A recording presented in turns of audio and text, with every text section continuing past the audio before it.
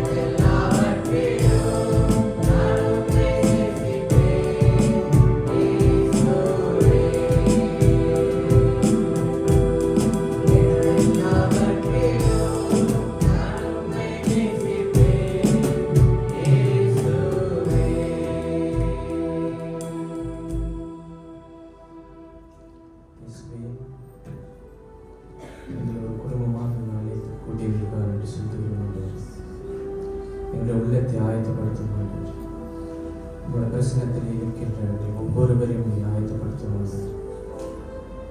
உங்களோட ஆராதனைக்கு நாங்கள் எந்த தடையாக இருக்காது பண்பாடு நீர் எங்களை வழி நடத்துவாங்க. நீங்கள் குற்றங்குறைகளை மன்னி ஆரம்பத்தில் இறுதி வரை எங்களை வழி நடத்துவாங்க. எங்களை பரிசுத்தப்படுத்தும். கேட்கிறது பிதாவே. ஆமென்.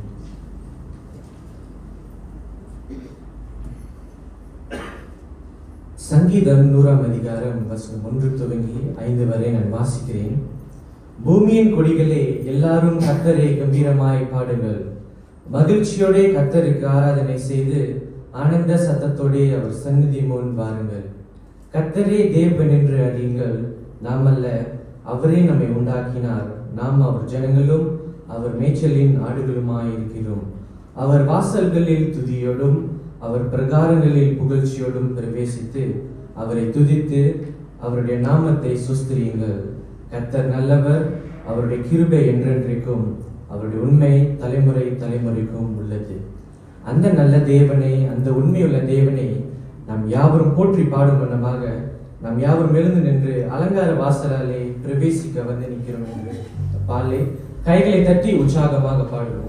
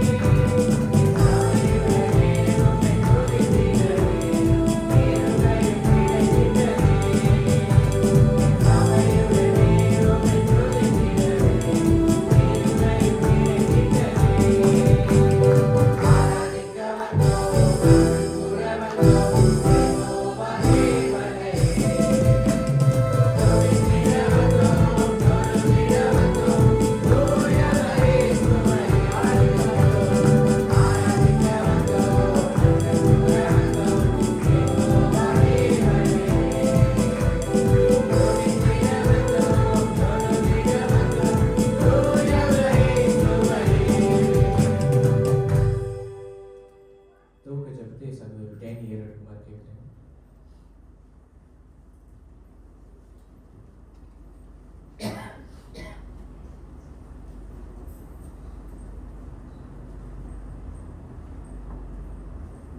எங்களை அதிகமாக நேசிக்கின்ற நல்ல ஆண்டவரே, இந்த காலை பொழுதுக்காக மறுபடியும் நாங்கள் நன்றிகளை செலுத்துகிறோம்.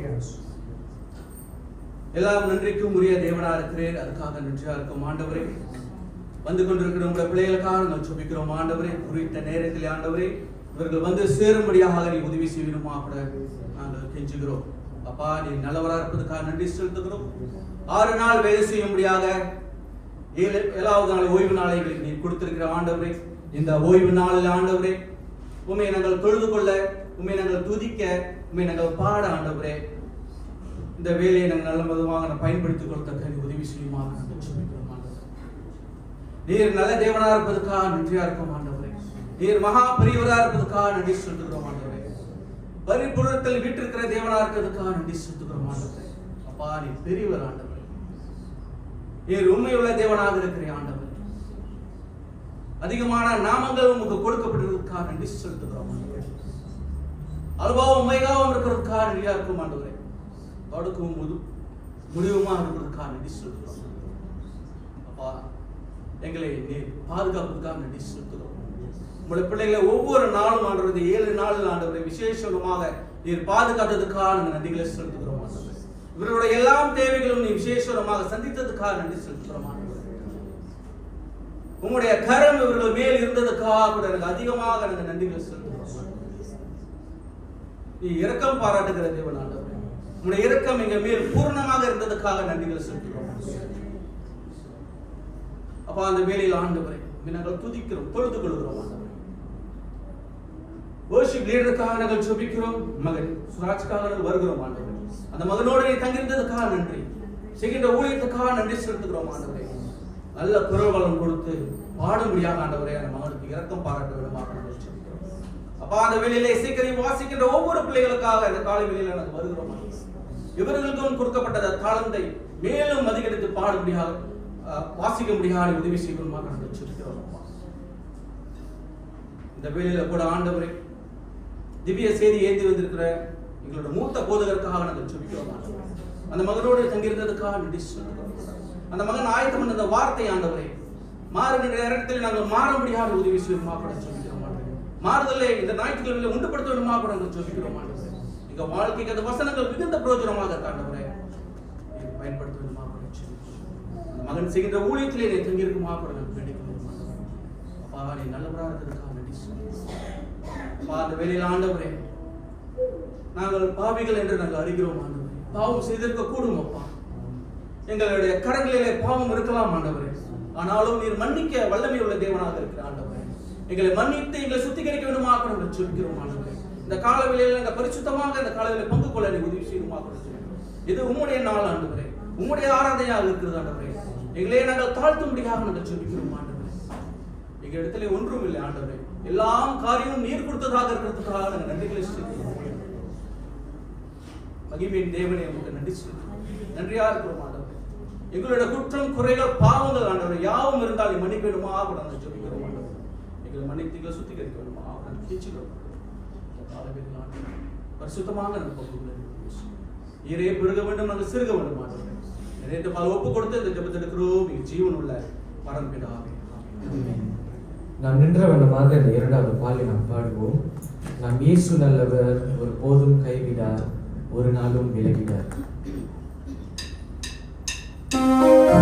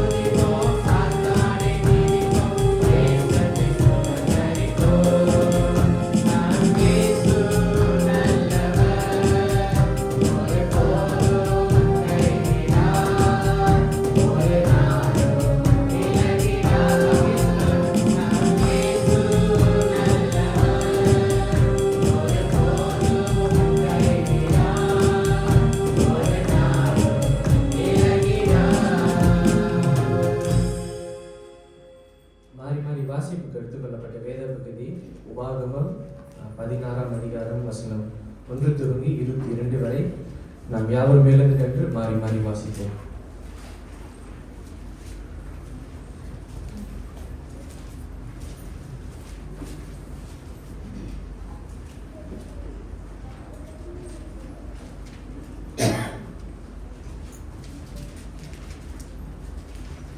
உபாகமம்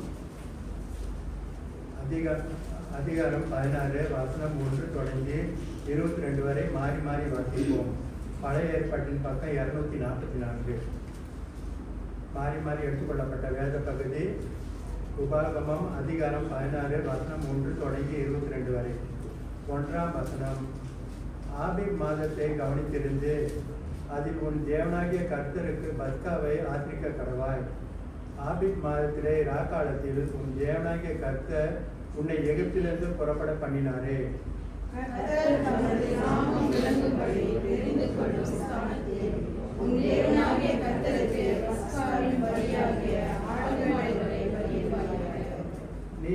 நீ எகிப்து தேசத்திலிருந்து புறப்பட்ட நாளை நீ உயிரோடு இருக்கும் நாளெல்லாம் நினைக்கும்படி பஸ்கா பலியுடனே புளிப்புள்ள அப்பம் புசியாமல் சிறுமையின் அப்பமாகிய புளிப்பில்லாத அப்பங்களை 7 நாள் வரைக்கும் புசிக்க கடவாய்.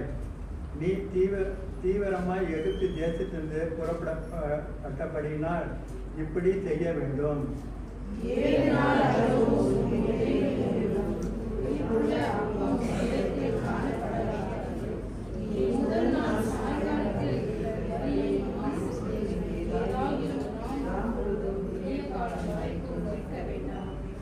உன் தேவனாகிய கர்த்தர் உனக்கு கொடுக்கும் உன்னுடைய வாசல்களில் எதிலும் நீ பஸ்காவை அடிக்க வேண்டாம்.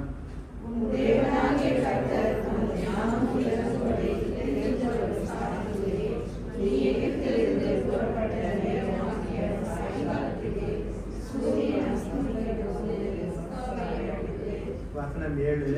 உன் தேவனாகிய கர்த்தர் தெரிந்து கொண்ட ஸ்தானத்திலே அதை பொறித்து புசித்து விடியற் காலத்திலே உன் கூடாரங்களுக்கு திரும்பி போவாயாக.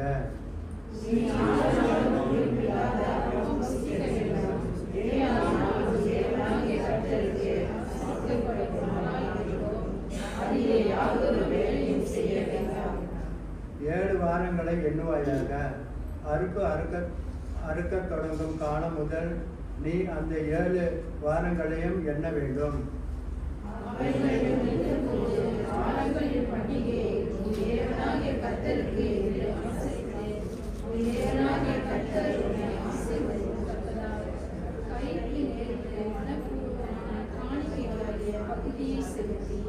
உன் தேவனாகிய கர்த்தர் தமது நாமம் விளங்கும்படி தெரிந்து கொள்ளும் ஸ்தானத்திலே நீயும் உன் குமாரனும் உன் குமாரத்தியும் உன் வேலைக்காரனும் உன் வேலைக்காரியும் உன் வாசல்களில் இருக்கிற லேவியனும் உன்னிடத்தில் இருக்கிற பரதேசியும் திக்கற்ற பிள்ளையும் விதவையையும் உன் தேவனாகிய கர்த்தருடைய சன்னதியில் சந்தோஷப்பட்டு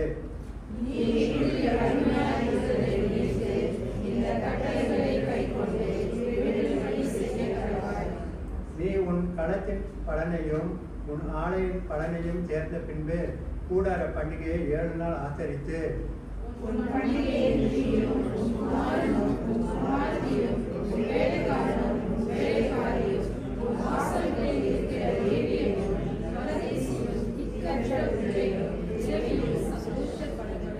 வசனம் 15. உனக்கு உண்டான எல்லா வரத்திலும் உன் கைகளுடைய எல்லா கிரியையிலும் உன் தேவனாகிய கர்த்தர் உன்னை ஆசீர்வதித்தபடியினால் கர்த்தர் தெரிந்து கொள்ளும் ஸ்தானத்தில் உன் தேவனாகிய கர்த்தருக்கு 7 நாளாகவும் பண்டிகை ஆசரித்து சந்தோஷமாய் இருப்பாயாக.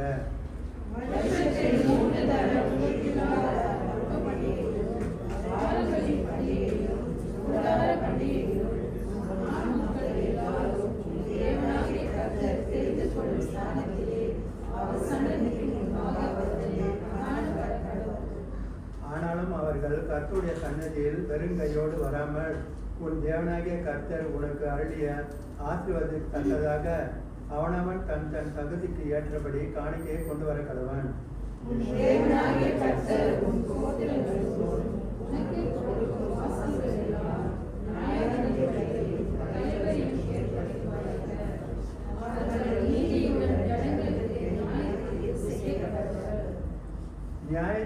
நியாய மானத்தை புரட்டாதிருப்பாயாக, முகதாட்சியம் பண்ணாமலும் பரிதானம் வாங்காமலும் இருப்பாயாக. பரிதானம் ஞானிகளின் கண்களை குருடாக்கி நீதிமன்றங்களின் நியாயங்களை தாறுமாறாக்கும்.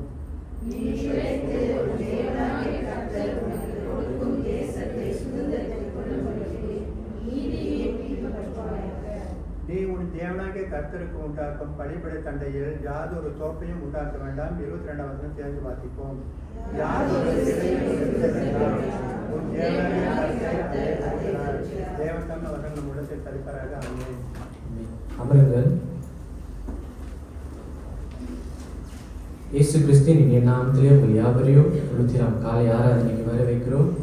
தேவன் நம்மளை இன்னொரு வாரம் இந்த ஆலயத்துக்கு நம்மளை அழைத்திருந்திருக்கிறார். அதுக்கு நாம் ஆண்டவருக்கு நன்றி செலுத்துவோம்.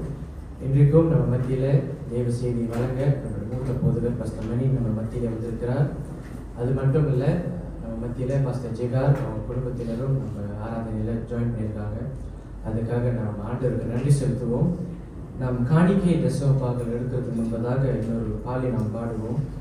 எபினேசரே உதவினரே ஆராதனை உமக்கு இந்த பாலை நாம் பாடுவோம். பாடல் தெரிந்தவர்கள் சேர்ந்து பாடுவோம்.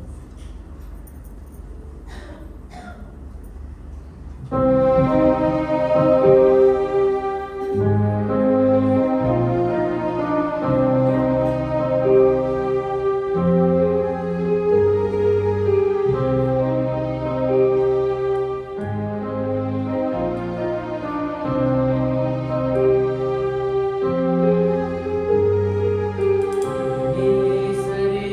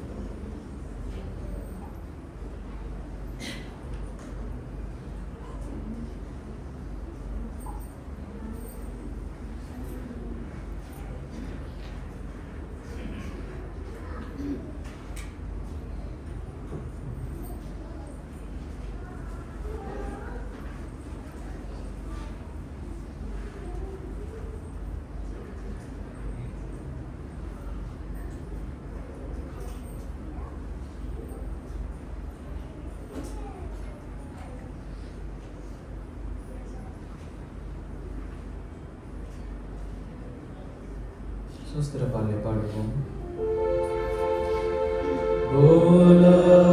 பூலோகத்தாரே யாவரும்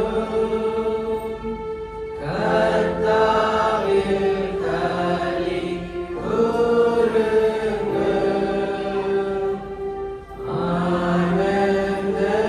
ஆனந்தத்தோடே ஸ்தோத்திரம் செலுத்தி பாட வாருங்கள். ஆமென். காணிக்கைக்கு ஜெபம் செய்வோம். அன்பான ஆண்டவரே, இந்த வேலைக்காக சுஸ்திரம் ராஜா. அப்பா, இன்னைக்கு ஒரு நாள் கூடுதலாக ரொம்ப நன்றி சுஸ்திரம் ராஜா.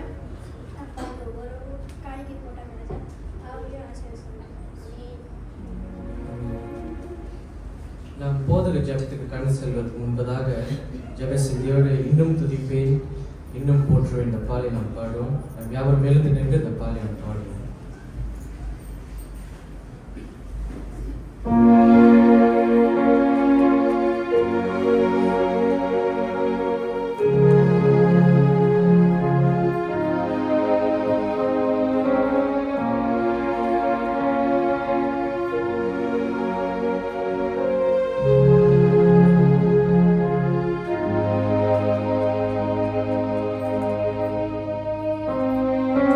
இன்னும்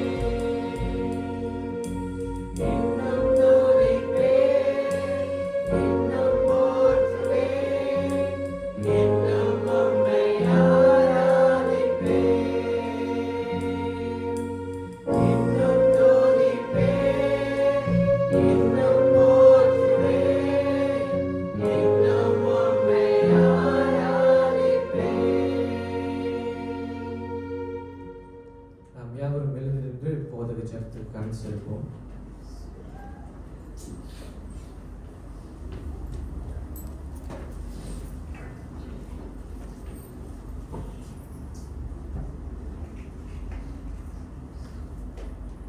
தேவாதி தேவனே, ராஜாதி ராஜனே, சர்வ சிருஷ்டிக்கும் நீர் எஜமானர். உம்மை போற்ற, உம்மை துதிக்க, உம்மை ஆராதிக்க, உம்மை அப்பா பிதாவே என்று அழைக்க அந்த அருமையான வாய்ப்பை நீர் எங்களுக்கு கொடுத்தமைக்காக நாங்கள் நன்றி செலுத்துகிறோம். தேவனே, நாங்கள் அடிக்கடி சொல்வது போல கர்த்தர் நல்லவர், அவருடைய கிருபை என்றும் உள்ளது. தேவனே, உங்களுடைய கிருபை என்றும் எங்களோடு கூட இருப்பதற்காக நாங்கள் நன்றி செலுத்துகிறோம். எங்களுடைய வாழ்க்கையில் நீ இடைப்பட்டு ஆண்டவரே எங்களை ரட்சித்த அந்த நாள் துவங்கி இந்நாள் வரைக்கும் உங்களுடைய உண்மைத்துவத்தை நீர் எங்களுக்கு வெளிப்படுத்தி வருவதற்காக நாங்கள் நன்றி செலுத்துகிறோம். நீர் எங்களுக்கு செய்த சகல உபகாரங்களுக்காக உம்மை ஸ்தோத்திரிக்கிறோம். பிரத்யேகமாக பாவ பிடியிலிருந்து நீர் எங்களை விடுவித்தீர். ஆண்டவரே, நாங்கள் உம்மை தேடவில்லை, நீர் எங்களை தேடி வந்தீர். உங்களுடைய வார்த்தையின் வாயிலாக, தேவ ஆவியானவரின் வாயிலாக எங்களை சந்தித்தீர். எங்களுடைய பாவங்களை உணர்த்தினீர். ஆண்டவரை உண்மையில் நம்பிக்கை வைக்க ஆண்டவராகிய இயேசு கிறிஸ்து மெய்யான தெய்வம் என்பதை எங்களுக்கு உணர்த்தி வெளிப்படுத்தி நாங்கள் உம்மை ஏற்றுக்கொள்ள நீர் எங்களுக்கு தயை பாராட்டினீர். அந்த மாபெரும் ஆசீர்வாதத்துக்காக தேவனே நாங்கள் நன்றி செலுத்துகிறோம். எங்களுடைய வாழ்க்கை பயணத்தில் அதை நாங்கள் ஒருபோதும் மறக்காமல் உமக்கு நன்றி உள்ள பிள்ளைகளாக இருக்க எங்களுக்கு நீர் உதவி செய்யும். நீர் எங்களை படைத்தவர், நீர் எங்களை பாதுகாக்கின்றவர், நீர் எங்களை பராமரிக்கின்றவர். எல்லாவித நன்மையான ஈவுகளுக்காக ஆண்டவரே நாங்கள் நன்றி செலுத்துகிறோம். உங்களுடைய திருச்சபைக்காக நாங்கள் உம்மை ஸ்தோத்திரிக்கிறோம். இந்த திருச்சபைக்கு நீ தலையாயிருந்து ஆண்டவரே எல்லா காரியத்தையும் உங்களுடைய தெய்வீக சுத்த பிரகாரம் நீர் செய்து வருவதற்காக ஆண்டவரே நாங்கள் நன்றி செலுத்துகிறோம். எங்களுடைய தனிப்பட்ட வாழ்க்கையில் நாங்கள் சர்வ ஜாக்கிரதையாக இருக்க ஆண்டவரே நாங்கள் நம்பிக்கையோடு நோக்கத்தோடு எங்களுடைய வாழ்க்கையை கட்டமைத்து உங்களுடைய உதவியோடு உங்களுடைய நாம மகிமைக்கு நாங்கள் வாழ எங்களுக்கு உதவி செய்யும்.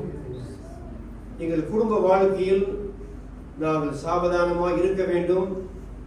நீர் எங்களுக்கு கொடுத்த குடும்பத்துக்காக நாங்கள் நன்றி செலுத்தி ஆண்டவரே எங்களுடைய சுய பலத்தோடு அல்ல, உங்களுடைய உதவியோடு கூட ஆண்டவரே குடும்பத்தை நாங்கள் நல்லவனமாக நடத்த நீர் எங்களுக்கு உதவி செய்யும். ஊழிய பாதையிலும் உங்களுடைய அனுக்கிரகம் எங்களுக்கு இருக்க வேண்டும். உம்மாலின்றி எங்களால் எதையும் செய்ய முடியாது. ஆண்டவரே நீர் எங்களோடு கூட இருக்க வேண்டும். உங்களுடைய பிரசனத்தை நாங்கள் நாட வேண்டும். ஆண்டவரே நாங்கள் வேதம் வாசிக்க, ஜெபிக்க, ஜெபத்தில் தரித்திருக்க, நம்பிக்கையில் நிலைத்திருக்க நீர் எங்களுக்கு உதவி செய்ய ஆண்டவரே நாங்கள் வேண்டுகிறோம். ஐயாகவே நீர் எங்களுக்கு நல்ல மெய்ப்பராக, பெரிய மெய்ப்பராக, பிரதான மெய்ப்பராக இருந்து நீர் எங்களை போஷித்து வருகிறீர்கள். அதுக்காக நாங்கள் நன்றி செலுத்துகிறோம். ஒவ்வொரு நாளும் நாங்கள் எங்களுடைய உள்ளான மனிதனில் விடப்பட ஆண்டவரே அந்த விஷயத்தில் நாங்கள் எல்லாரும் சர்வ ஜாக்கிரதையாக இருக்க நீர் எங்களுக்கு உதவி செய்யும். ஆண்டவரே எங்களுடைய திருச்சபையில் எங்களுக்கு முன்னதாக இருக்கின்ற எல்லா காரியத்தையும் உங்களுடைய பொற்பாதத்தில் சமர்ப்பிக்கிறோம். அது ஜெப கூட்டமாக இருந்தாலும் சரி, எந்த ஒரு கூட்டமாக இருந்தாலும் சரி, இந்த வாலிப முகாம் எல்லாவற்றையும் உங்களுடைய பாதத்தில் நாங்கள் சமர்ப்பிக்கிறோம். அதோடு கூட உலத்ரா சபைக்கு இந்த ஆலயம் அந்த காரியத்தையும் அந்த தேவையையும் உங்களுடைய பாதத்தில் சமர்ப்பிக்கிறோம். சபையாரை எல்லா ரீதியிலும் உற்சாகப்படுத்தி நம்பிக்கையோடு அவர்கள் உம்மை நோக்கி பார்க்க அவர்களுக்கு நீர் இறங்க உதவி செய்ய அவர்களை வழிநடத்த தேவனே நாங்கள் வேண்டுதல் செய்கிறோம். நோய்வாய்ப்பட்ட எல்லாருக்காக ஜெபிக்கிறோம். இந்த வாரத்தில் பிறந்த நாளை திருமண நாளை நினைவு கூறுகின்ற ஒவ்வொருவருக்காகவும் நாங்கள் நன்றி செலுத்துகிறோம்.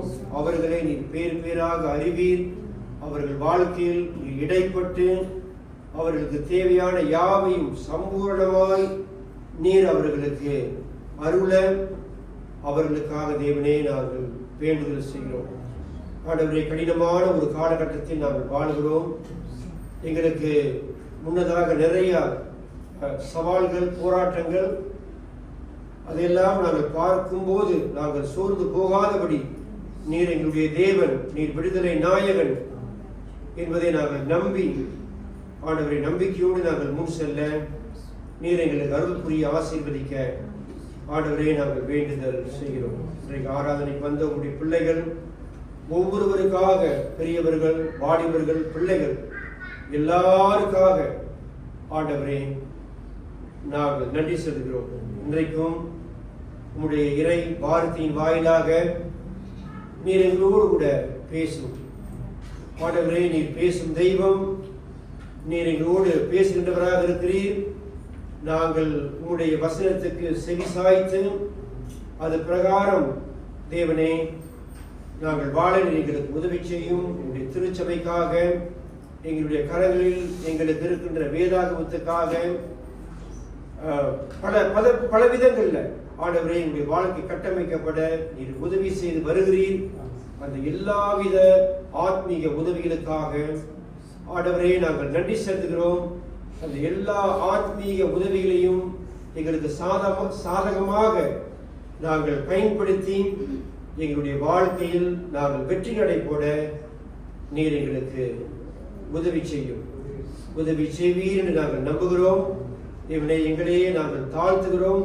எங்களுடைய குற்றம், குறைகள், பாவங்கள் யாவையும் நீ தயவாய் மன்னிக்க ஆண்டவரே. பாவம் பொல்லாதது என்பதை நாங்கள் உணர்ந்து இந்த நேரத்தில் கூட தனிப்பட்ட ரீதியில் நாங்கள் பாவ அறிக்கை செய்து அதிலிருந்து விலக, மனம் திரும்ப, எங்களுடைய வாழ்க்கையை பரிசுத்தப்படுத்திக் கொள்ள நீர் எங்களுக்கு உதவி செய்யும். எங்களை கழுவும், எங்களை நிரப்பும், எங்களை ஆட்கொள்ளும், எங்களை ஆசீர்வதியும்.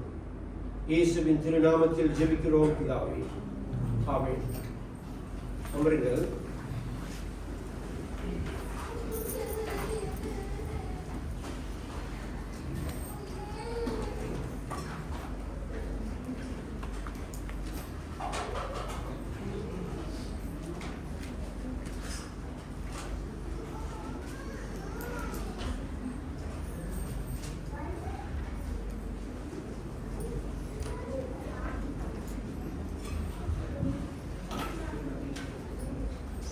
ஆண்டவரே, மகிமை தேவனே, வலிமை ராஜாவே, பரிசுத்த ஆவியானவரே, அப்பா எங்களோடு இருப்பவரே, எங்களை காப்பவரே, எனக்கு சுத்தமையா அப்பா.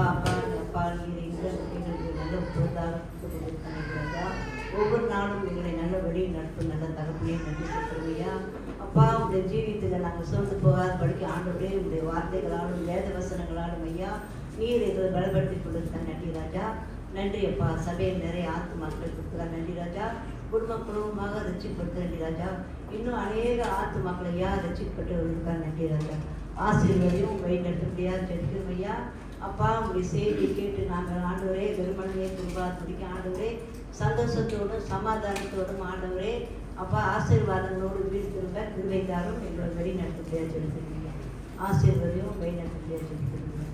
நன்றி அப்பா, நன்றி.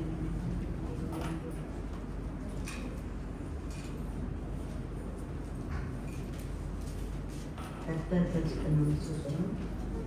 அப்பொழுது யூதாவின் புத்தரும் மீகாவிலே யோசுவாவையும் வந்தார்கள். கோனாக்கியானும் இனோக்கியும் குமாரனாகிய காலேப் அவனை நோக்கி, பரதேசமும் உண்மை குறித்தே தேவனுடைய மனுஷனாகிய மோசேயே சொன்ன வார்த்தையை நீர் அறிவீர்.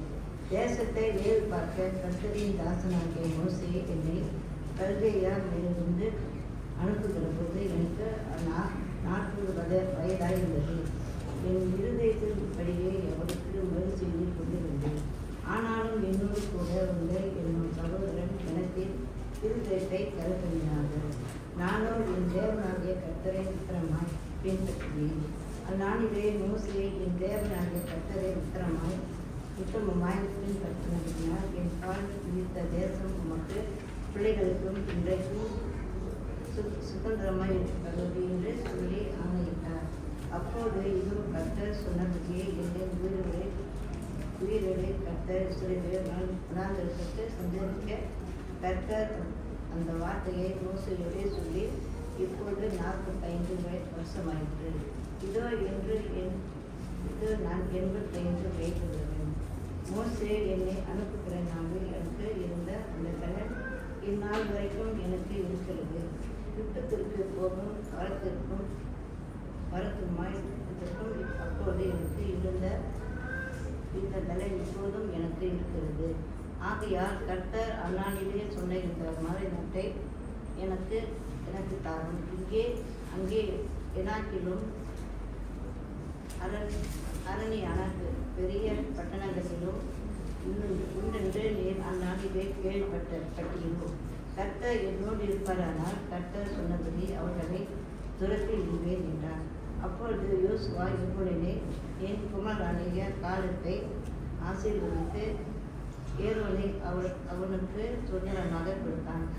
ஆதலால் கோனாக்கியான ஏப்புடன் என் குமரனாகிய காலில் இஸ்ரவேலின் தேவனாகிய கர்த்தரை உத்தமமாய் பின்பற்றியிருந்தால் இந்நாள் மட்டும் இருக்கும்படி எதிரே அவனுக்கு சுதந்திரமாயிற்று. முன்னே இஸ்ரவேலுக்கு கிரியத் ஆர்பா என்னும் பேர் இருந்தது. ஆர்பா என்பவன் ஏனாக்கினுக்குள்ளே பெரிய மனுஷனாய் இருந்தான். யுத்தம் ஓய்ந்திருந்ததனால் தேசம் அமைதியாய் இருந்தது.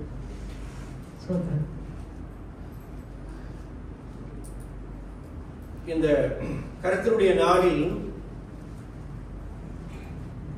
உங்களை காண்பதிலும் அதோடு கூட முக்கியமா இந்த இறை வார்த்தையை உங்களோடு கூட பகிர்ந்து கொள்ள தேவன் எனக்கு கொடுத்த இந்த அருமையான வாய்ப்புக்காக தேவனை ஸ்தோத்திரிக்கிறேன். தேவன் நம்மை ரட்சித்து ஒரு நோக்கத்திற்காக அழைத்திருக்கிறார். வெற்றி வாழ்க்கை வாழவும் ஆழமான ஆத்மீக சந்தோஷத்தை அனுபவிக்கவும் அவருடைய தெய்வீக திருச்சித்தத்தை செய்யவும் தேவன் நம்மை அழைத்திருக்கிறார். அதற்காக நாம் கடவுளுக்கு நன்றி செலுத்த வேண்டும். ஆனால் சில வேளைகளில் நம்முடைய வாழ்க்கையில் நாம் சர்வ ஜாக்கிரதையாக இல்லாவிட்டால் இந்த ஆத்மீக வனாந்தரத்திற்குள் நாம் போய்விடுவோம். ஆத்மீக வனாந்தரத்திற்குள் நாம் போனால் சந்தோஷம், சமாதானம், ஐக்கியம், தேவன் நமக்கு வைத்திருக்கின்ற வல்லமை, தேவ மகிமை, இதையெல்லாம் நாம் இழந்திருப்போம். வாழ்க்கையை ஒரு நோக்கத்தோடு கூட வாழ வேண்டும். ஒரு கணவன் மனைவியை பார்த்து சொன்னாரா, நீ ஷாப்பிங் அப்படின்னு போற, விண்டோ ஷாப்பிங்கு போயிட்டு பில்டிங் போயிட்டு 3 மாடி ஏறி இறங்கி வந்துட்டு வெறுங்கையோட வர ஒன்றும் வாங்கிட்டு வர்றது இல்லை. அது பார்வையிடும் பயணமே. அப்ப மனைவி திடீர்னு அவரை பார்த்து சொன்னாங்களா, நீங்களும் தானே மீன் பிடிக்க போறது, போட்டோட போறீங்க, வலையோட போறீங்க, வரும்போதும் வெறுங்கையா தான் வரீங்க, எதையும் சாதிக்கிறது, சும்மா போறது வருது. அப்படிப்பட்ட ஒரு வாழ்க்கைக்கு தேவன் நம்மை அழைக்கவில்லை. இந்த பகுதியை நாம் இன்றைக்கு பார்க்கும்போது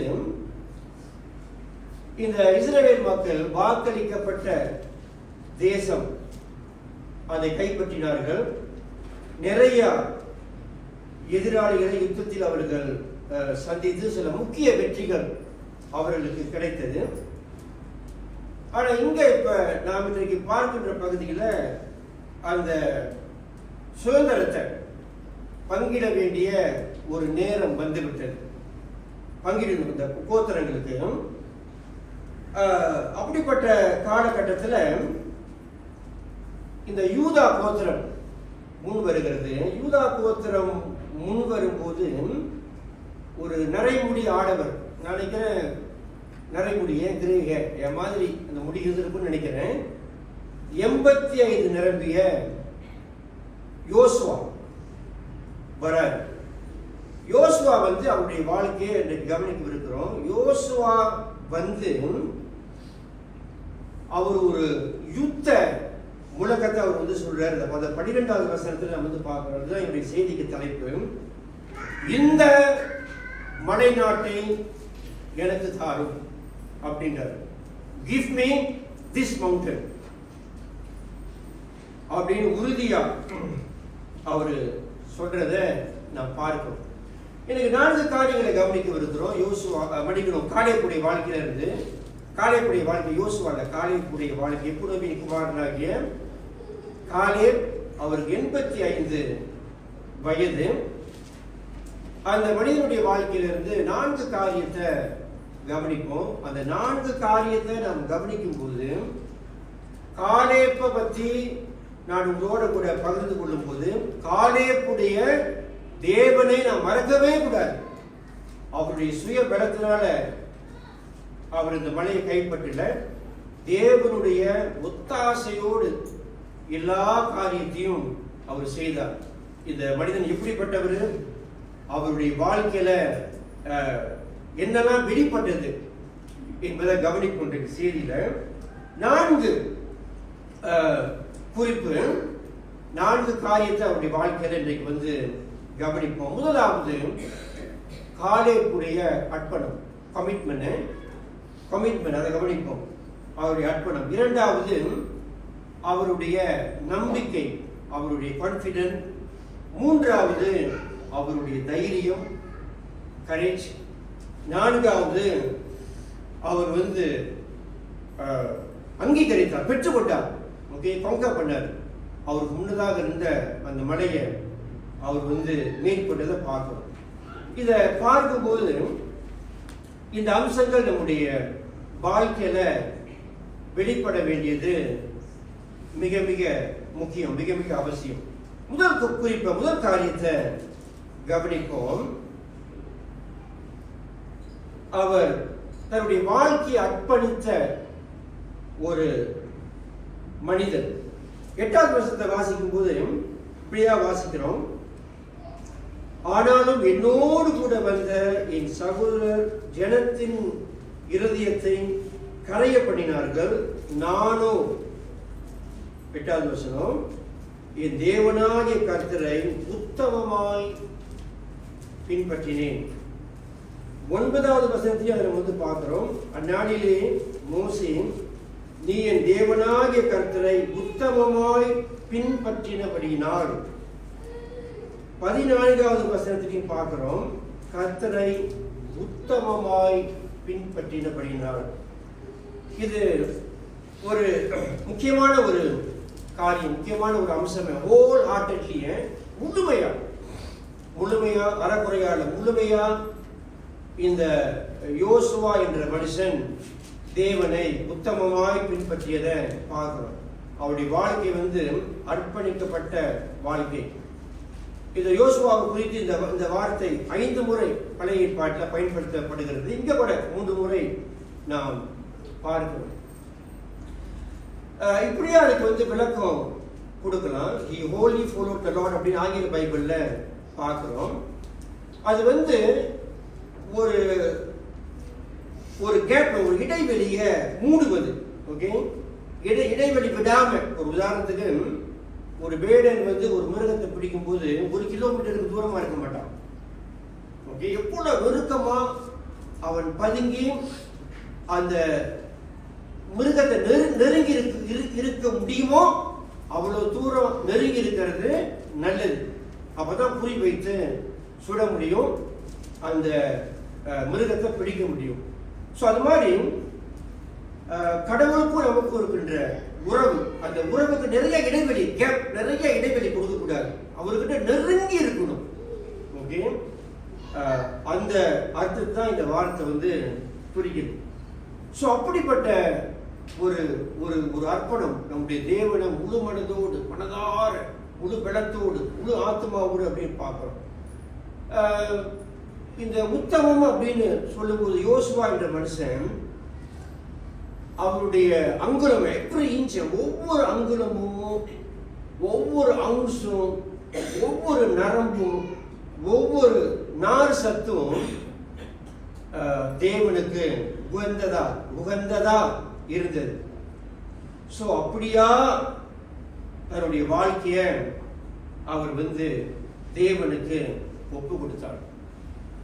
நம்முடைய வாழ்க்கை தத்தம் செய்யப்பட்ட வாழ்க்கையா, அர்ப்பணிக்கப்பட்ட வாழ்க்கையா இருக்கணும். யோசுவாவுக்கும் காலேபுக்கும் மோசே நல்ல ஒரு ஆசிரியரா இருந்திருப்பாரு, அதுல மாற்று கருத்தே இல்லை. ஆனா அதே சமயத்துல யோசுவாவும் காலேபும் நல்ல மாணவர்களா இருந்திருப்பாங்க, அதுலயும் நமக்கு வந்து சந்தேகம் எழுப்ப வேண்டிய அவசியம் இல்லை. ஏன்னா அந்த இருவருடைய வாழ்க்கையில அந்த அம்சங்கள், அந்த பக்தி, அந்த வைராக்கியம், அந்த துணிவு வெளிப்படுறத நாம் பார்க்கிறோம். ஒரு வந்து இப்படியா சொல்றாரு, ஒரு சீவப்படாத பென்சிலும் சுடப்படாத செங்கலும் பண்படுத்தப்படாத நிலமும் எதுக்கும் உதவாது. சீவப்படாத பென்சிலா இருந்தாலும் சரி, சுடப்படாத செங்கலா இருந்தாலும் சரி, பண்படுத்தப்படாத நிலமா இருந்தாலும் சரி, அது எதுக்கும் உதவாது. அது மாதிரி நம்முடைய ஒப்பு கொடுக்கப்படாத வாழ்க்கை, ரத்தம் செய்யப்படாத வாழ்க்கை எதுக்குமே உதவாது. நம்முடைய வாழ்க்கை அப்படி இருக்கவே கூடாது. ஒரு கிராமத்துல ஒரு பையன், அந்த பையன் பேர் வந்து கண்ணப்பன். அந்த குடும்பம் இயேசு வந்து ஏற்றுக்கொண்ட பிறகு அந்த கிராமத்தில் உள்ள ஒரு மூத்த விசுவாசி அந்த பையனோட அப்பா கிட்ட வந்து சொன்னாரா, நீ இந்த பையனுக்கு, பையன் பேர் வந்து கண்ணப்பன், ஒரு பேரை வந்து சூட்டு, காணிக்கை கண்ணப்பன், அதான் ரைம் பண்ணுது, காக்கா காணிக்கை கண்ணப்பன். ஆனா என்ன ரொம்ப வருத்தமான ஒரு செயல்னா, அந்த பெரியவருடைய விருப்பம் வந்து இந்த பையன் வந்து ஒரு காணிக்கையை, ஒரு ஆஃபரிங்கா வாழ்க்கையை ஒப்பு கொடுத்து வாழ்வது. அந்த பையனுடைய வாழ்க்கையை பின்னோக்கி பார்க்கிறப்ப அவன் உண்மையா கடவுளுக்கு காணிக்கையும் செலுத்தல, அவனுடைய வாழ்க்கை வந்து ஒரு காணிக்கையாகவும் இல்லை. ஸோ இன்றைக்கும் நம்முடைய வாழ்க்கை நாம் சீர்தூக்கி பார்ப்போம். நம்முடைய வாழ்க்கை உண்மையிலேயே அர்ப்பணிக்கப்பட்ட வாழ்க்கையா இருக்கா, பயனுள்ள ஒரு வாழ்க்கையா இருக்கா அப்படி. இரண்டாவது அம்சம் 12வது வசனத்துல பார்க்கிறோம். இந்த கான்ஃபிடென்ட், நம்பிக்கை, எல்லாருக்கும் ஒரு காரியத்தை நீங்களும் நானும் சாதிக்கணும்னா, இன்றைக்கு இவருக்கு முன்னதாக அந்த மலைநாடு இருந்தது, நமக்கும் அது மாதிரி நிறைய காரியங்கள், நிறைய சவால்கள், குடும்பம், நம்முடைய வேலை, படிப்பு, திருமண காரியமா இருக்கலாம். உளுத்துராமுக்கு குறிப்பா நீங்க ஒரு பில்டிங் வாங்கணும், வங்கியில பணம் கிடைக்கணும், அந்த சீர்பணி வேலைகள், இப்படியா பெரிய பெரிய சவால்கள், இந்த வலைகளை போல பெரிய பெரிய காரியங்கள் நம்முடைய வாழ்க்கையில இருக்கிறது. அதெல்லாம் சாதிக்கணும், அந்த இலக்கை நோக்கி போகணும்னா இப்படிப்பட்ட ஒரு அம்சங்கள் நமக்கு தேவை. முதலாவது அந்த காலேபிடம் இருந்த அந்த உத்தமம், ஓகே, அந்த அந்த கமிட்மெண்ட் நமக்கு வந்து இருக்கணும். இரண்டாவது நம்பிக்கை. பொதுவாக சொல்லுவாங்க, யானைக்கு தும்பிக்கை மிக மிக அவசியம். யானைக்கு தும்பிக்கை அவசியம், மனுஷனுக்கு நம்பிக்கை மிக மிக அவசியம். நம்பிக்கை இல்லாவிட்டால் முன் செய்ய முடியாது, முன் செல்ல முடியாது. எதை பார்த்தாலும் நீங்களும் நானும் பயப்படுவோம். அந்த அவசியமான தேவையான அந்த நம்பிக்கை, அந்த கான்ஃபிடென்ட் காலேபிடம் இருந்தது. 10வது வசனத்துல இப்படியா நம்ம வந்து பார்க்கணும். இப்போதும் சொல்றாரு, இப்போதும் இதோ கர்த்தர் சொன்னபடியே என்னை உயிரோடே காத்தார். இஸ்ரவேலர் வனாந்திரத்தில் சஞ்சரிக்கையில் கர்த்தர் அந்த வார்த்தையை மோசேயோடு சொல்லி, இப்போது 45 வருஷம் ஆயிற்று, இதோ இன்று நான் 85 வயது உள்ளவர். அவருடைய நம்பிக்கை எங்க இருந்ததுன்னா, அவருடைய நம்பிக்கை இந்த தேவ வார்த்தையில் இருந்தது. தேவன் அவருக்கு முன்னமே ஆரம்பத்திலேயே சொன்ன அந்த வாக்கு, அந்த ப்ராமிஸ், அது அவர் மறக்கவே இல்லை. தேவன் சொன்னதை செய்வார். அவர் வாக்கு மாறாதவர் என்பதை அவர் மனதார நம்பினார். அந்த நம்பிக்கை அவருக்கு இருந்தது. அந்த கான்பிடன்ஸ் கடைசி வரைக்கும் அவரோட கூட இருந்ததை நாம் பார்க்கிறோம். அதுக்கு ஆதாரமா உபாகமம், டியூட்டரோனோமி ஒரு 2 வசனங்களை வாசிக்கிறேன். 1ஆம் அதிகாரம் 34வது வசனத்திலிருந்து 36 வரைக்கும். ஆகையால் கர்த்தர் உங்கள் வார்த்தைகளின் சத்தத்தை கேட்டு கடும் கோபம் கொண்டு உங்கள் பிதாக்களுக்கு கொடுப்பேன்னு சொன்னாரு. உங்கள் பிதாக்களுக்கு கொடுப்பேன் என்று நான் ஆணையிட்ட அந்த நல்ல தேசத்தை இந்த பொல்லாத சந்ததியாராகிய மனிதரில் ஒருவரும் காண்பதில்லை என்றும். மற்றவங்க நம்பாதவங்க, அந்த அவிசுவாசிகளை, அந்த 10 பேரு. ஆனா என்ன 36 பார்க்கிறோம், எப்புனோவின் குமாரனாகிய காலை மாத்திரம், எப்புனோவின் குமாரனாகிய காலை மாத்திரம் அதை காண்பான். அவன் கர்த்தரை உத்தமமாய் பின்பற்றினபடினால் நான் அவன் மிதித்து வந்த தேசத்தை அவனுக்கும் அவன் பிள்ளைகளுக்கும் கொடுப்பேன் என்றும் ஆணையிட்டார். தேவன் வெளிப்படுத்திய ஒரு காரியம், தேவன் தெள்ள தெளிவாக சொன்ன ஒரு காரியம், அந்த காரியத்தின் மேல் கண்ணோக்கமாக இருந்தார் காலேப். அந்த காரியத்தை மனதார நம்பினார். அது நடக்கும் என்ற அந்த நம்பிக்கை, அந்த கான்பிடன்ஸ் அவருக்கு இருந்தது. ஸோ நம்முடைய வாழ்க்கையில தேவ சித்தத்தை நாம் தெரிந்து கொள்வது மிக மிக அவசியம். அதை தேவன் நமக்கு வெளிப்படுத்தும் போது, தேவன் வெளிப்படுத்தி அந்த காரியத்தை நமக்கு கொடுப்பேன் என்று சொன்ன காரியத்தை நம்முடைய வாழ்க்கையில செய்வேன் என்ற ஒரு காரியத்தை தேவன் செய்வார் என்று காலேப் மாதிரி நாம் அந்த காரியத்தின் மேல் கண்ணோக்கமாக இருந்து நம்பிக்கையாக இருக்கிறது. அந்த நம்பிக்கை, அந்த கான்பிடன்ஸ் யோசுவாவுடைய வாழ்க்கையில இருந்ததை நாம் பார்க்கிறோம். ஒரு சமயத்தில் ஒரு ஊழியக்காரர் ஒரு குறிப்பிட்ட இடத்துக்கு, கனடாவுக்கு ஒரு கப்பல்ல பிரயாணம் பண்றாரு.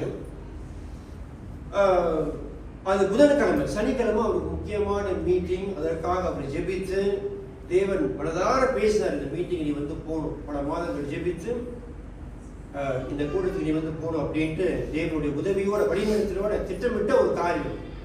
ஆனா கப்பல் இந்த மூடு பனியை அதுல சிக்கி கொண்டது கடல்ல 24 மணி நேரம் அப்படியே இருக்கு, நகரில். அப்ப அவர் மாலுமியை போய் பார்த்து ஷோல்டர்ல தட்டி அவர் சொன்னாரா, நான் சனிக்கிழமை மதியம் இந்த தேசத்துக்கு, இந்த துறைமுகத்துக்கு கனடாவில் நான் போகணும். அந்த மாலுமி, அந்த கேப்டன் சொன்னாரா, இதெல்லாம் நடக்காத காரியம், இது எப்படி நடக்கும், that's impossible. I am helpless, உதவியற்ற நிலையில் இருக்கிறேன் அப்படின்னு. அப்ப இந்த மனிதர் சொன்னாரா, உன்னுடைய கண்கள் மூடு பனியின் மேல இருக்கு. மாலுமி பார்த்து சொன்னாரா, என்னுடைய கண்கள் என்னுடைய ஆண்டவர் மேல இருக்காரு, அவர் அற்புதங்களையும் அடையாளங்களையும் செய்யறவர், வா நம்ம போய் ப்ரே பண்ணுவோம்னு சொன்னார். போய் ப்ரே பண்ண பிறகு 5 நிமிடத்துல அந்த மூடு பனி விலகி போயிடுச்சு. அவர் வேற யாரும் இல்லை, இந்த ஜார்ஜ் முல்லர். ஓகே, அவருடைய வாழ்க்கை படிக்கும்போது யாருக்கிட்டையும் கையேந்தியதே இல்லையோ.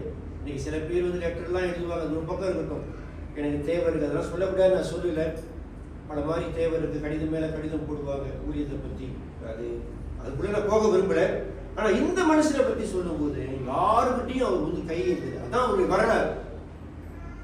முழங்கால் படியிட்டு ஒரு ஆர்ஃபனேஜ் நடத்தினார் பிரிஸ்டல்ல. $4 மில்லியன் ஒரு சமயத்தில் அவர் வந்து திரட்டினார். ஸோ பிரியமானவர்களே, நம்முடைய வாழ்க்கை பயணத்துல நிறைய காரியங்கள், சந்தேகங்கள் எழும்பலாம். ஆனால் தேவன் மேல் நாம் கண்ணோக்கமாக இருக்க வேண்டும். அவர் தான் நம்முடைய நங்கூரம், அவர் தான் நம்முடைய நம்பிக்கை, அவர் தான் நம்மை நடத்துகின்றவர் என்ற உறுதியோடு கூட நாம் முன் செல்ல வேண்டும். மூன்றாவது, இன்னொரு முக்கியமான ஒரு அம்சத்தை நாம் வந்து பார்க்கிறோம். காலேப் ரொம்ப தைரியம் உள்ளவரா இருந்தாரு. நம்ம எல்லாருக்கும் தெரியும், நம்ம வந்து வாழ்க்கையில கோழைகளா இருந்தா எதையுமே சாதிக்க முடியாது.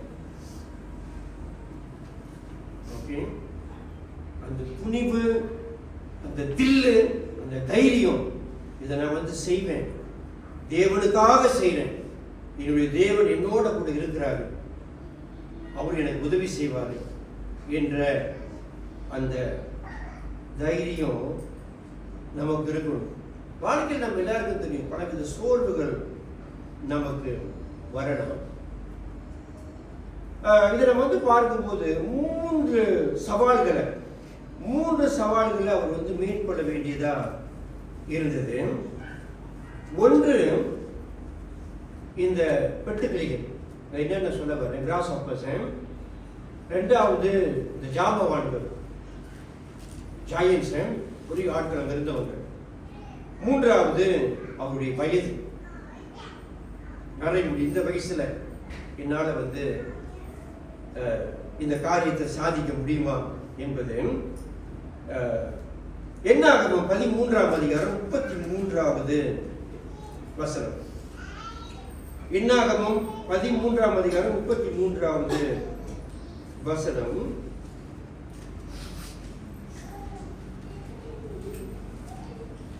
ஓகே, நான் வாசிக்கிறேன். அங்கே ராட்சத பிறவியான, அதாவது ஜாயன்ஸ், அந்த தேசத்துல இந்த சிப்பாய்கள் போன, உங்களுக்கு தெரியும், 12 பேர் போனாங்க. 10 பேர் பாதகமான ரிப்போர்ட்டோட வந்தாங்க, அறிக்கையோட வந்தாங்க. 2 பேர் தான் சாதகமான பாசிட்டிவோட ரிப்போர்ட்டோட வந்தாங்க. அங்கே ராட்சத பிறவியான ஏனாக்கின் குமாரராகிய ராட்சதரையும் கண்டோம். நாங்கள் எங்கள் பார்வைக்கு வெட்டுக்கிளிகளைப் போல் இருந்தோம், அவர்கள் பார்வைக்கும் அப்படியே இருந்தோம் என்று சொல்லி, இப்படி இஸ்ரவேல் புத்திரருக்குள்ளே தாங்கள் சுற்றி பார்த்து வந்த தேசத்தை குறித்து துருச்செய்தி பரம்ப செய்தார்கள். ஓகே, ஸோ அங்கே போனோன்னு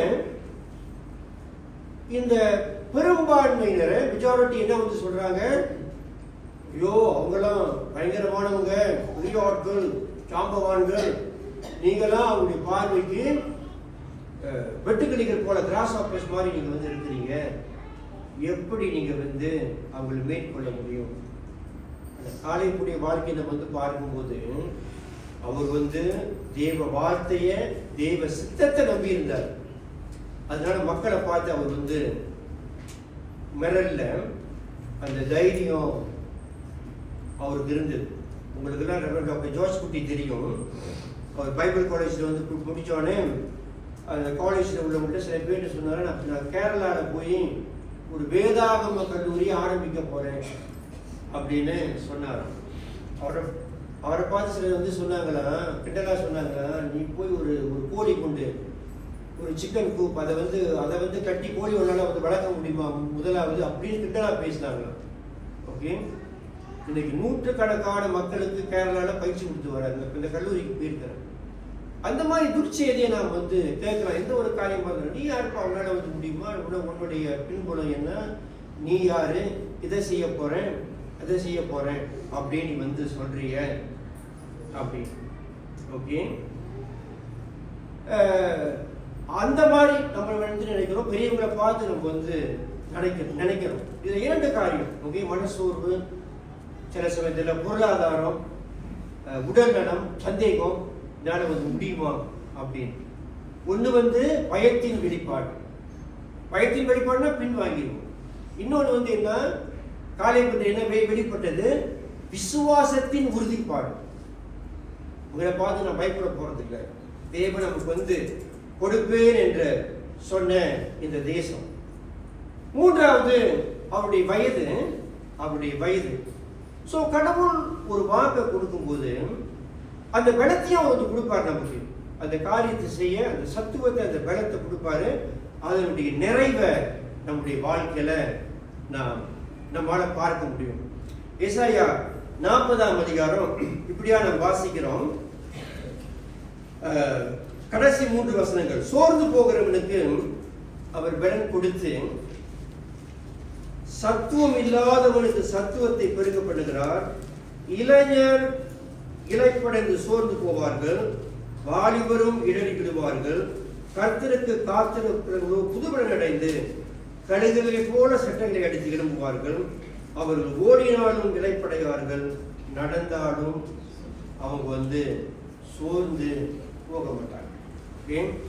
ஒரு மனுஷனுக்கு தைரியம், அந்த துணிவு இருந்தால்தான் எந்த ஒரு காரியமா இருந்தாலும் அதை சாதிக்க முடியும். உங்க எல்லாருக்குள்ள உள்ள பலருக்கு பாஸ்டர் திமோத்தி இல்லையே தெரியும். எனக்கு ரொம்ப தெரியாது, ஓரளவு அவரை பற்றி தெரியும். இந்த வட்டாரத்தில் நம்ம எல்லாரும் தெரியும். 80களில் அவர் தான் ஊழியம் ஆரம்பிச்சு பாருங்க. நிறைய தமிழ் சபைகளுக்கு சொந்த பில்டிங் இல்லை, உங்களுக்கு தெரியும். நிறைய பேருக்கு இல்லை. பாஸ்டர் திமோத்தி தான் முதல் வாங்கினார். கடைசியாக ஒரு திருமணத்தில் அவர்கிட்ட பேசுறப்ப அதுதான் ஒண்ணுமே இல்லையா, பெருசா பண ரீதியில ஒண்ணுமே இல்லை. ஆனா அவரை தெரிந்தவங்களுக்கு தெரியும், அவர் ஒரு தைரியசாலி. நாளைக்கு யாரும் மறக்க மாட்டாங்க. ஓகே, விசுவாசம் மற்ற அம்சங்கள் இருந்திருக்கும், அது இல்லைன்னு நம்ம சொல்ல வரல. ஆனா தைரியம் மட்டும் இல்லைன்னா இன்னைக்கு அந்த பில்டிங் இருக்காது. ரைட்? ஸோ அது மாதிரி நமக்கு அந்த துணிவு ஒரு காரியத்தில் இறங்கும் போது அந்த துணிவு நமக்கு இருப்பது மிக மிக அவசியம். கடைசியா இன்னொரு காரியத்தை சொல்லி நான் முடிக்க விரும்புகிறேன். அவர் சாதித்தார், பிடித்தாரு. அந்த வாக்களிக்கப்பட்ட அந்த மலை நாட்டை அவர் பிடித்தார். 13, 14 அதை வாசிக்கிறேன் உங்களுக்கு மீண்டும். யோசுவா 14ஆம் அதிகாரம் 13வது வசனமும் 15வது வசனம். அப்பொழுது யோசுவா எப்பிரேமின் குமாரனாகிய காலேபை ஆசீர்வதித்து எபிரோனை அவனுக்கு சுதந்திரமாக கொடுத்தான். ஆதலால் கேனேசியனான எப்புன்னேயின் குமாரனாகிய காலேப் இஸ்ரவேலின் தேவனாகிய கர்த்தரை உத்தமமாய் பின்பற்றினபடியால் இந்நாள் மட்டும் இருக்கிறபடி எபிரோன் அவனுக்கு சுதந்திரமாயிற்று. கடவுள் எதை அவருக்கு கொடுப்பேன் என்று சொன்னாரோ அதை அவர் சுதந்திரித்து கொண்டார். அதே உண்மையை 15ஆம் அதிகாரம் 13வது வசனத்துல பார்க்கிறோம். என்ன பார்க்கிறோம்? 13வது வசனத்துல எப்புன்னேயின் குமாரனாகிய காலேபுக்கு யோசுவா கர்த்தர் தன்னை கட்டளையிட்டபடியே ஏனாக்கின் தகப்பனை அர்பாவின் பட்டணமான எபிரோனை யூதா புத்திரனின் நடுவே பங்காக கொடுத்தார். எதை கடவுள் எத்தனித்தாரோ, எதை இந்த கோத்திரத்தாருக்கு எதை காலேப் அவங்களுக்கு கொடுப்பன்னு சொன்னாரோ கடவுள் கொடுத்தார்.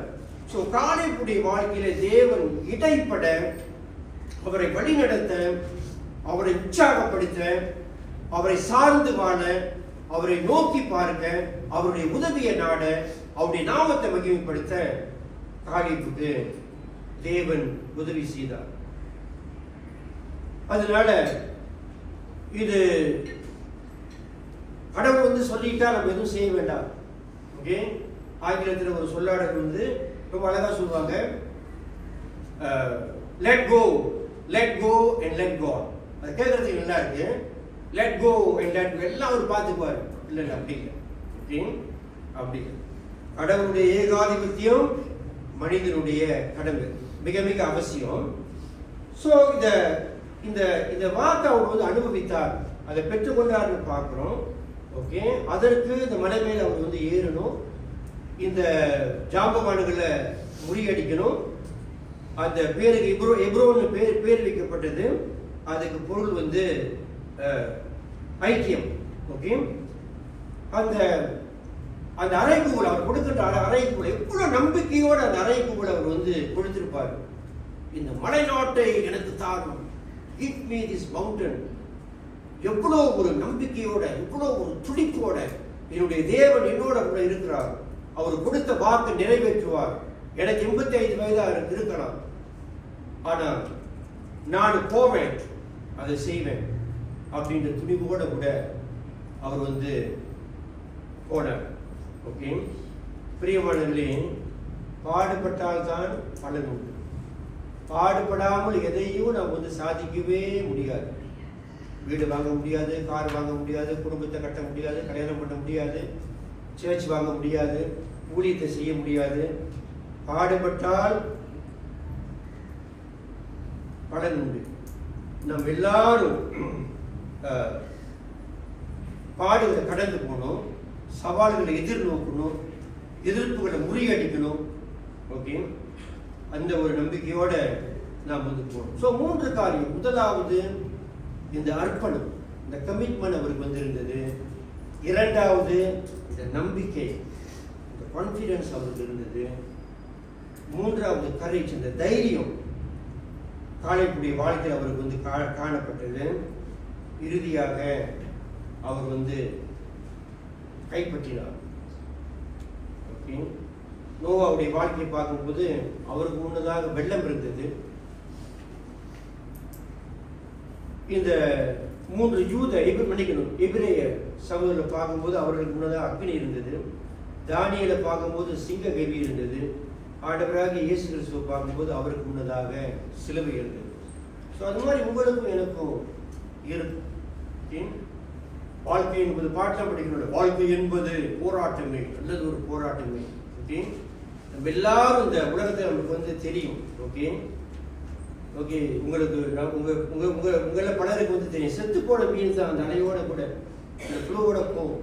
உயிர் உள்ள மீன் எதிர்நீச்சல் தான் போடும். இந்த ஃப்ளோ இப்படி வந்து போகும், எதிர்த்து தான் நீந்தும். அது மாதிரி எதிர்நீச்சல் போட. ஓகே, எல்லாம் ரொம்ப ஈஸியா, ரொம்ப ரிலாக்ஸா, ஜாலியா. ஓகே, எதுவுமே நம்முடைய வாழ்க்கையில நடக்காது. அதனால நம்ம வந்து ரொம்ப துணிவா இருக்கணும். எதை குறித்து நம்ம வந்து பயப்பட வேண்டிய அவசியம் இல்லை. இன்னொரு உதாரணத்தோட நான் இந்த செய்தி முடிக்க விரும்புகிறேன். 1968ஆம் ஆண்டுல முன்பு கூட உங்கள்கிட்ட சொல்லி இருக்கிற ஒரு ஞாபகம் இருக்கும். மெக்சிகோ ஒலிம்பிக்ஸ்ல டென்சானியா நாட்டை சேர்ந்த ஜான் ஸ்டீவன் அகிடா அப்படின்றவர் மேரத்தான் நீண்ட தூர ஓட்டத்தில் வந்து பங்கு கொண்டார். ஓடும்போது என்னன்னா அவர் கிரைம் வந்து கீழே வந்து விழுந்து அந்த சைட்ல இடிச்சு காயப்படுத்தப்பட்டார். தொடர்ந்து ஓட முடியல. 75 ஓட்டக்காரர் ஓடினாங்க. அதுல வந்து 18 பேர் வந்து பின்வாங்கிட்டாங்க. ஓகே, பின்வாங்கிட்டாங்க. ஆனா இவர் வந்து கீழே விழுந்து என்ன ஆச்சுன்னா ஒரு கட்டு போட்டு கொஞ்சம் உதவியை வந்து நாடி தொடர்ந்து ஓடினாங்க. நீங்களும் நானுமா இருந்தா அடிப்பட்டவனே அப்படியே காலை பிடிச்சி சுருண்டு அங்கேயே விழுந்து உதவி காத்திருந்து அந்த ஓட்டத்துல இருந்து விலகி இருப்போம். அதுதான் நம்ம செஞ்சிருப்போம். அவர் வந்து எழுந்து இந்த ஓட்டத்தை நொண்டி அந்த ஓட்டத்தை தொடர்ந்தார். 1 மணி நேரம் ஆச்சு. பரிசெல்லாம் கொடுத்துட்டாங்க. கொஞ்சம் பேர் ரிப்போர்ட்டர்லாம் வெயிட் பண்ணிட்டு இருக்காங்க. பரிசெல்லாம் கொடுத்துட்டாங்க. அப்படின்னா அவர் தான் கடைசி. அவர் சொன்ன வார்த்தை இந்த விளையாட்டுத்துறையில ரொம்ப ரொம்ப முக்கியம். அவர் சொன்னாரா, ரிப்போர்ட்டர் கேட்டப்ப ஏன்பா நீ ஓடி வந்த? ஓகே, உனக்கு எதுவுமே கிடைக்க போறது இல்லை, எதுக்கு ஓடி வந்து? என்ன அப்ப நீ என்னத்தை சாதிச்ச? கடைசியா வந்திருக்கிற, கடைசியில் வந்து அவமானம் இல்லை. அவர் சொன்னாரா, இதுதான் அவர் வந்து சொன்ன பாக்கியம். My country did not send me 5,000 miles to start the race. My country did not send me 5,000 miles to start the race. They sent me 5,000 miles to finish the race. ஓட்டத்தை முடிக்க. நம்ம களத்துல இறங்கின பிறகு நம்முடைய ஓட்டத்தை விட்டு விலகவே கூடாது. அது எப்படிப்பட்ட சவால்கள் எந்த வந்தாலும், எதிர்ப்புகள் வந்தாலும், களத்துல இறங்கினவங்க ஓட்டத்தை முடிக்கணும். அப்படியா நம்ம ஓட கடவுள் நமக்கு உதவி செய்வாங்க. நான் நினைக்கிறேன் இந்த வரிகளை வச்சுதான் அந்த பாடல் எழுதப்பட்டு அருமையான ஒரு பாடல். பால் மிதிக்கும் தேசம் எல்லாம் என் கர்த்தருக்கு சொந்தமாகும், கண் பார்க்கும் பூமி எல்லாம் கல்வாரி கொடி பறக்கும். பால் மிதிக்கும் தேசம் எல்லாம் என் கர்த்தருக்கு சொந்தமாகும், அவருடைய உதவியோடு கூட அதை நான் சுதந்திரித்துக் கொள்வேன். பால் மிதிக்கும் தேசம் எல்லாம் கர்த்தருக்கு சொந்தமாகும், கண் பார்க்கும் பூமி எல்லாம் கல்வாரி கொடி பறக்கும். தேவன் நமக்கு உதவி செய்வார். ஜெபம் செய்வோம். ஆண்டவரே, இந்த இறை வார்த்தைக்காக நன்றி. எங்களுடைய வாழ்க்கையில் நீர்தான் எங்களுடைய துணை, நீர் எங்களுடைய இம்மானுவேல். எங்களுக்குள் இருக்கிறேன், எங்களோடு இருக்கிறேன், எங்களுக்காக இருக்கிறேன். அதை நாங்கள் உணர்ந்து உங்களுடைய உதவியோடு கூட உங்களுடைய நாம மகிமைக்கென எங்களுடைய வாழ்க்கையை வாழ, எங்களுடைய சேவைகளை செய்ய, உமக்கு உண்மையாயிருக்க, காலை மாதிரி உத்தமமாய் நாங்கள் முன் செல்ல எங்களுக்கு அருள் புரியும், எங்களை நடத்தும். இயேசுவின் திருநாமத்தில் ஜெபிக்கிறோம் பிதாவே. ஆமென்.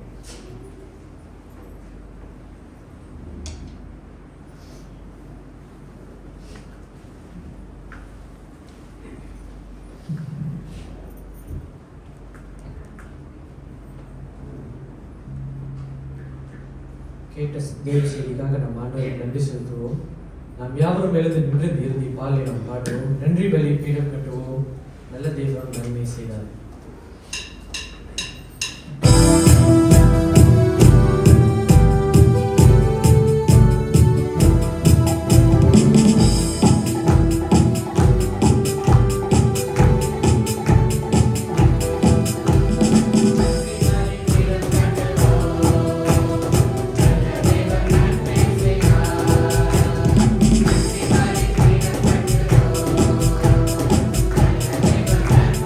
Yeah.